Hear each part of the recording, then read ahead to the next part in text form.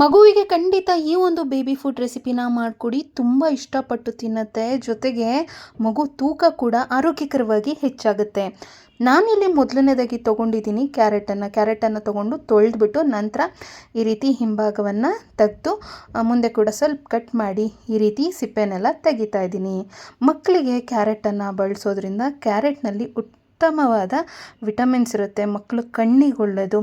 ಅದ್ರ ಜೊತೆಗೆ ಮಗುವಿನ ದೇಹದ ರೋಗ ನಿರೋಧಕ ಶಕ್ತಿಯನ್ನು ಹೆಚ್ಚಿಸುತ್ತದೆ.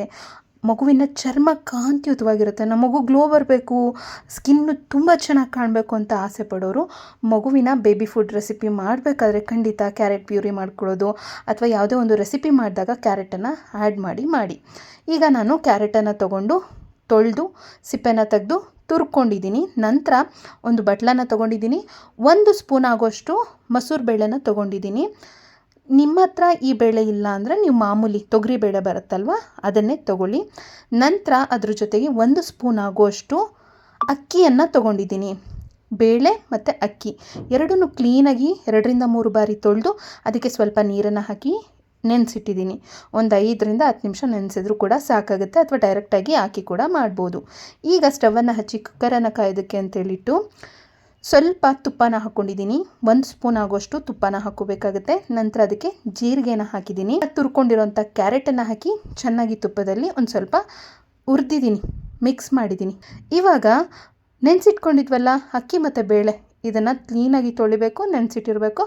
ಅದನ್ನು ಹಾಕೋಬೇಕಾಗುತ್ತೆ. ಸ್ವಲ್ಪ ನೀರನ್ನು ಕನ್ಸಿಸ್ಟೆನ್ಸಿ ನೋಡಿಕೊಂಡು ನೀರನ್ನು ಹಾಕ್ಕೊಳ್ಳಿ. ನೀರನ್ನು ಹಾಕಿ ಚೆನ್ನಾಗಿ ಮಿಕ್ಸ್ ಮಾಡಿ ರುಚಿಗೆ ತಕ್ಕಷ್ಟು ಚೂರು ಉಪ್ಪನ್ನು ಹಾಕಿದ್ದೀನಿ. ಫೈನಲಾಗಿ ಕೊತ್ತಂಬರಿ ಸೊಪ್ಪನ್ನು ಕೂಡ ಹಾಕಿದ್ದೀನಿ. ಕೊತ್ತಂಬರಿ ಸೊಪ್ಪನ್ನು ಹಾಕಿದ್ಮೇಲೆ ಚೆನ್ನಾಗಿ ಮಿಕ್ಸ್ ಮಾಡಬೇಕಾಗುತ್ತೆ. ಚಿಟಿಕೆ ಅಚ್ಕಾರದ ಪುಡಿನ ಹಾಕ್ಕೊಳ್ತಾ ಇದ್ದೀನಿ. ನೀವು ಬೇಕಾದರೆ ಖಾರಕ್ಕೆ ಅಚ್ಕಾರದ ಪುಡಿ ಹಾಕ್ಬೋದು, ಇಲ್ಲಾಂದರೆ 1-2 ಮೆಣಸುಕಾಳನ್ನು ಕುಟ್ಬಿಟ್ಟು ಪುಡಿ ಮಾಡಿ ಪೆಪ್ಪರ್ ಪೌಡ್ರನ್ನು ಕೂಡ ಹಾಕ್ಕೊಳ್ಬೋದು. ಈಗ ಕುಕ್ಕರ್ ಲಿಡ್ಡನ್ನು ಕ್ಲೋಸ್ ಮಾಡಿ 2ರಿಂದ 3 ವಿಷಲ್ ಕೂಗಿಸ್ಕೋಬೇಕಾಗುತ್ತೆ. ಚೆನ್ನಾಗಿ ಬೇಯಿಸ್ಕೊಬೇಕು ಇದನ್ನು.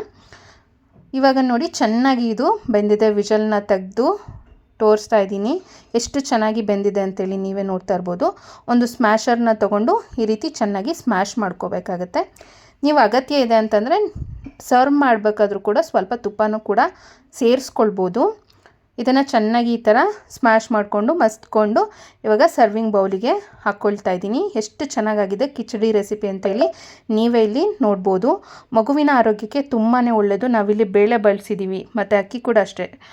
ಜೊತೆಗೆ ಜೀರಿಗೆ ಹಾಕಿರೋದ್ರಿಂದ ಡೈಜೆಷನ್ಗೂ ಕೂಡ ಪ್ರಾಬ್ಲಮ್ ಏನಿಲ್ಲ. ಬೇಳೆ ಕೊಡ್ಬೋದಾ ಬೇಡವಾ ಎಲ್ಲ ಥರ ಮಕ್ಕಳಿಗೆ ತಿನ್ನಿಸಿ ರೂಢಿ ಮಾಡಬೇಕು.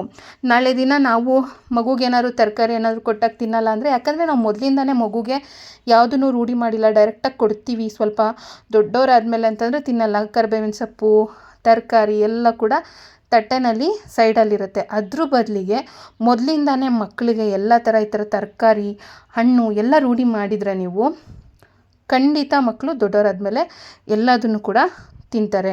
ಸೊ ಮುಂದೆ ನಾವು ಬೇಜಾರು ಮಾಡ್ಕೊಳ್ಳೋದಕ್ಕಿಂತ ಇವಾಗ ಸ್ವಲ್ಪ ಸಮಯ ಕೊಟ್ಟು ಮಕ್ಕಳಿಗೆ ಎಲ್ಲ ಥರ ಆರೋಗ್ಯಕರವಾದಂತಹ ಬೇಬಿ ಫುಡ್ ರೆಸಿಪಿನ ಖಂಡಿತ ಟ್ರೈ ಮಾಡಿ ತಿನ್ನಿಸಿ ಆರೋಗ್ಯಕರವಾಗಿ ಬಲಿಷ್ಠರಾಗಿ ದಪ್ಪ ಆಗ್ತಾರೆ.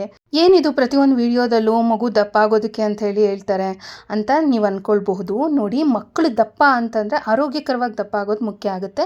ಎಲ್ಲರಿಗೂ ಆಸೆ ಅಲ್ವಾ ತಮ್ಮ ಮಕ್ಕಳು ಮುದ್ದಾಗಿ ಚಬ್ಬಿಯಾಗಿ ಚೆನ್ನಾಗಿರಬೇಕು ಅಂಥೇಳಿ. ಅದಕ್ಕೆಲ್ಲರೂ ಕೂಡ ಖಂಡಿತ ಟ್ರೈ ಮಾಡ್ತಾರೆ. ಅದರಲ್ಲೂ ಹೆಲ್ತಿಯಾದ ಬೇಬಿ ಫುಡ್ ರೆಸಿಪೀಸ್ನ ಕೊಟ್ಟರೆ ಖಂಡಿತ ಮಕ್ಕಳು ದಪ್ಪ ಆಗೇ ಆಗ್ತಾರೆ. ಹೆಲ್ತಿಯಾಗಿರೋದು ತುಂಬ ಮುಖ್ಯ ಆಗುತ್ತೆ. ಈಗಾಗಲೇ ನಾನು ಸಾಕಷ್ಟು ಬೇಬಿ ಫುಡ್ ರೆಸಿಪಿ ವಿಡಿಯೋ ಹಾಕಿದ್ದೀನಿ. ಐಕಾನ್ ಮತ್ತು ಎಂಡ್ ಸ್ಕ್ರೀನಲ್ಲಿ ಬರುತ್ತೆ ನೋಡಿ. Thank you all.